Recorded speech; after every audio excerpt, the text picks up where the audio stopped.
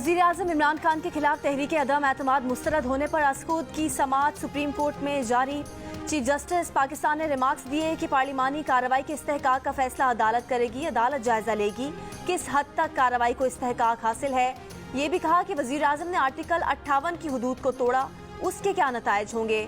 Deputy speaker को 28 मार्च को voting पर कोई मसला नहीं था। वोटिंग के दिन रूलिंग आई, क्या वोटिंग के दिन मवाद मौजूद था जिस पर रूलिंग दी। क्या डिप्टी स्पीकर की रूलिंग नेक नियति पर मबनी थी। जस्टिस मुनीब अख्तर ने कहा कि अदालत फैसलों में दी गई ऑब्जर्वेशंस की पाबंद नहीं। सदर के वकील बैरिस्टर अली जफर के दलाइल मुकम्मल।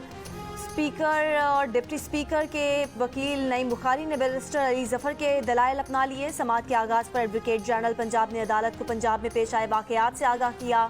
चीफ जस्टिस ने कहा कि लाहौर हाई कोर्ट पंजाब का मामला देखेगी, फरीकैन आपस में बैठकर मामला हल करें।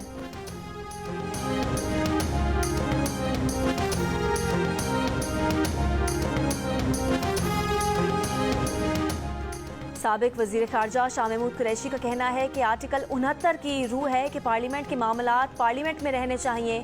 स्पीकर की रूलिंग फाइनल होती है, काबिल समाअत नहीं। इस आर्टिकल ने स्पीकर की रूलिंग को तहफ़्फ़ुज़ दिया है। मुश्तरका अपोजिशन कह रही है कि डिप्टी स्पीकर ने आइन शिकनी की है। पीटीआई जुडिशल इंक्वायरी की गुजारिश कर सकती है।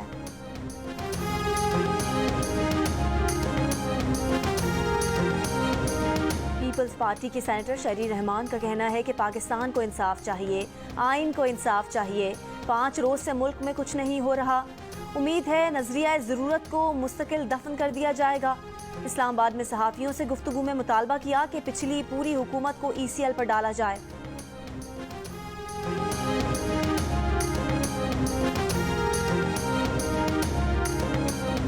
डिप्टी स्पीकर की गैर आईनी रूलिंग जमहूरी निज़ाम की बुनियाद पर हमला है, किसी सूरत कबूल नहीं। नेशनल सिक्योरिटी कमेटी अरकान और सिक्योरिटी से वाबस्ता नुमाइंदगान पोजीशन वाज़ेह करें। मौलाना फजलुर रहमान की मुत्तहिदा अपोजिशन की सरबराही इजलास के बाद गुफ्तगू। कहा डिप्टी स्पीकर की रूलिंग मुल्क में सदारती तर्ज हुकूमत को नाफिज करने और डिक्टेटरशिप मुसल्लत करने की साजिश का हिस्सा है। इस तरह के हालात पैदा किए जा रहे हैं। गैर आइनी इकदाम फौरी मनसूख किया जाए। सिर्फ सुप्रीम कोर्ट नहीं, अवामी अदालत जाने का फैसला भी किया है। जुमे को यौम तहफ़्फ़ुज़ आइन, यौम निजात और यौम तशक्कुर मनाने का ऐलान।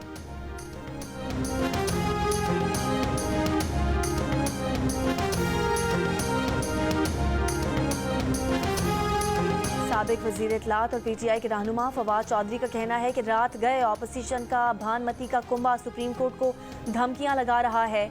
एक बयान में उन्होंने कहा कि यहाँ फैसले धौंस, धांधली और बदमाशी से हासिल करने हैं तो फिर खाना जंगी होगी। इस इंतशारी टोले से निमटना मुल्क की सलामती के लिए अहम है।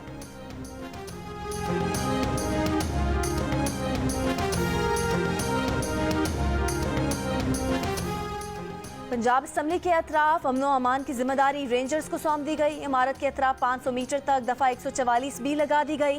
पुलिस की भारी नफरी तैनात, बैरियर लगा दिए गए। दरबार हॉल के बाहर पुलिस हिफाजती शील्ड्स के साथ अलर्ट। गेट नंबर 1 हर किस्म की आमदोरफ्त के लिए बंद कर दिया गया। मुत्तहदा अपोजिशन आज फिर स्पीकर के खिलाफ तहरीक अदम एतमाद जमा कराएगी। गुज़िश्ता रोज़ नून लीग के वफ़द को सिक्योरिटी एहलकारों ने असम्बली की इमारत में जाने से रोक दिया था।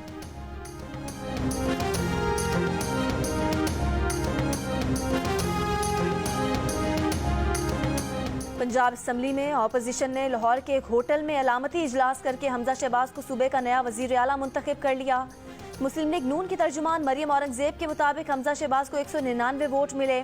नून लीग, पीपल्स पार्टी, तरीन और अलीम खान ग्रुप के अरकान पंजाब असम्बली शरीक हुए। मरियम नवाज ने कहा पंजाब असम्बली का होटल में होने वाला इजलास अलामती नहीं बल्कि आइनी और कानूनी है। हमजा शहबाज के साथ प्रेस कॉन्फ्रेंस में कहा कि पूरे पंजाब में एक सड़क नहीं बनी। तरक्की हुई तो फरा गुज्जर के गांव में हुई। फरा हर ट्रांसफ़र और पोस्टिंग में किसको कमीशन देती रही। जब जवाब का वक्त आया तो फरा को बाहर भेज दिया गया।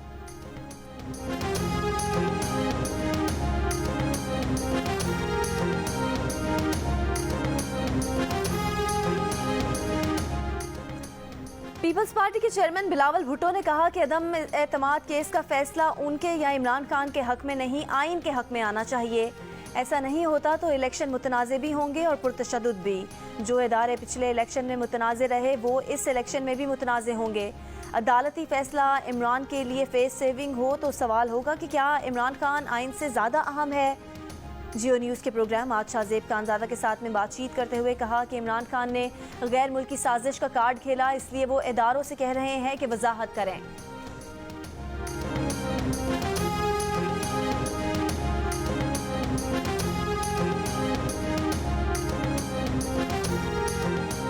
कन्वीनर MQM पाकिस्तान खालिद मकबूल का वर्कर्स से खिताब, कहा वज़ीर आज़म सदर और गवर्नर की मौजूदगी में उनके 14 अरकान कौमी असम्बली कराची में कुछ न कर सके।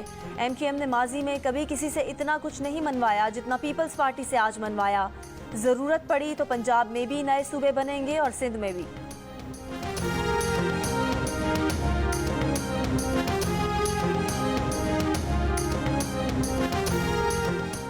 आइन को तक़वियत ना दी तो ये मुल्क बनाना रिपब्लिक बन जाएगा। लाहौर के होटल में इजलास के दौरान वज़ीर आला करार पाने के बाद हमजा शहबाज की प्रेस कॉन्फ्रेंस, कहा परवेज़ इलाही के स्याह करतूतों की गवाही तारीख देगी।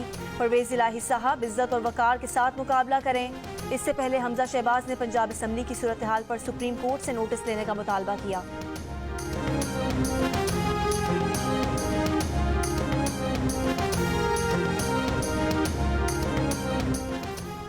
हमजा शहबाज को मुस्लिम लीग काफ के रहनुमा मोनस इलाही की तंजिया मुबारकबाद, कहा हमजा शहबाज को होटल का वज़ीर आला बनने पर मुबारकबाद।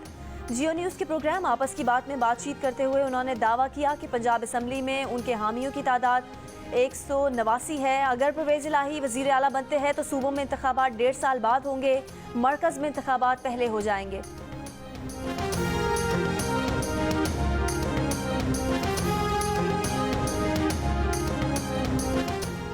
वज़ीर आज़म इमरान खान की ज़ेर सदारत सियासी कमेटी का इजलास आज दोपहर बनी गाला में होगा। सुप्रीम कोर्ट में अज़खुद नोटिस केस से मुतालिक मुशावरत की जाएगी। वज़ीर आज़म को अदालती कार्रवाई पर ब्रीफिंग दी जाएगी। सियासी सूरत हाल और आम इंतखाबात से मुतालिक हिकमत अमली भी ज़ेर गौर आएगी।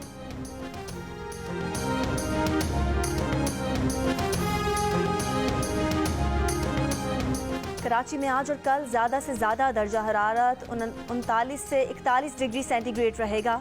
महकमा मौसमियात के मुताबिक समंदरी हवा शाम में बहाल होने से गर्मी की शिदत में कमी का इम्कान है।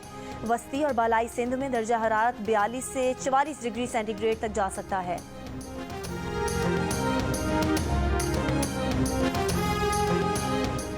आलमी हिद्दत ने कुर्राए अर्ज़ को जकड़ लिया। पाकिस्तान के बेशतर इलाके गैर मामूली गर्मी की लपेट में।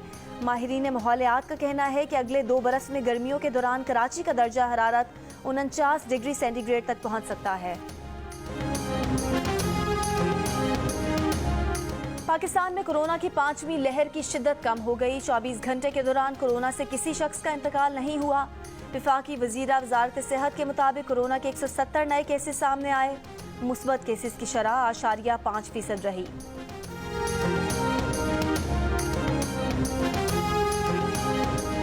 भारत की हुकूमत ने रूस की हिमायत जारी रखी तो नई दिल्ली को इसके संगीन नताइज भुगतना पड़ेंगे। अमेरिका की कौमी इक्तिसादी काउंसिल के डायरेक्टर ब्रायन डीज ने खबरदार कर दिया। वाशिंगटन में सहाफ़ियों से गुफ्तगू में उन्होंने कहा कि वो नई दिल्ली को ये पैगाम देना चाहते हैं कि यूक्रेन जंग के बावजूद मॉस्को से ताल्लुकात में गर्मजोशी बरकरार रही तो भारत को मौसर और तवील मुद्दती नताइज का सामना करना पड़ेगा।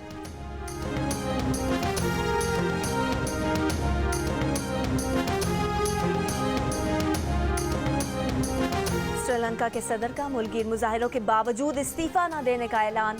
श्रीलंकन हुकूमत का कहना है कि 70 लाख के करीब अफराद ने सदर को वोट दिए। सदर इस्तीफा नहीं देंगे, सूरत हाल का सामना करेंगे।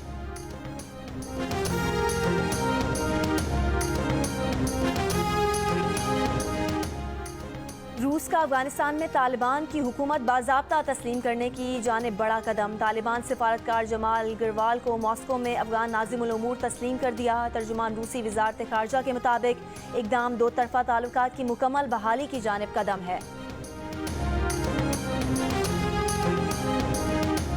यूक्रेन पर रूसी जहरियत के खिलाफ वाशिंगटन की मॉस्को पर नई पाबंदियाँ। सदर पुतिन की साबिक अहलिया, बेटियों और रूसी बैंकों पर पाबंदियाँ लगा दी। रूसी वज़ीर ख़ारजा की अहलिया और बेटी भी पाबंदियों की जद में। पाबंदियों की फहरिस्त में साबिक रूसी सदर और साबिक वज़ीर आज़म भी शामिल।